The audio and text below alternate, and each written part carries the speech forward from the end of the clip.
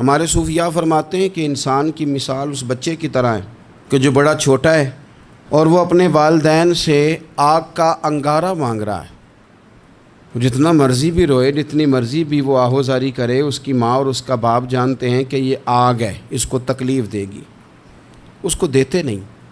انسان کی مثال اسی طرح ہے۔ بچے کا گلا خراب ہو جاتا ہے، ماں کی جیب میں پیسے ہیں، باپ کو اللہ نے طاقت دی ہے، اور بچہ زور زور سے زمین پر ایڑیاں مار رہا ہے کہ مجھے آئس کریم کھانی ہے۔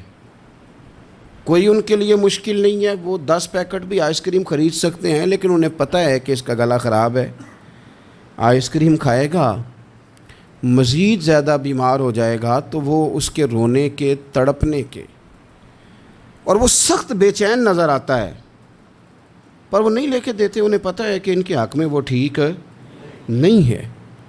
میرے نبی کریم صلی اللہ تعالیٰ علیہ وسلم فرماتے ہیں، لوگوں، اللہ تمہاری ساری دعائیں قبول کرتا ہے، لیکن اس کے 3 طریقے ہیں، 3 جہتیں ہیں دعا کی قبولیت کی۔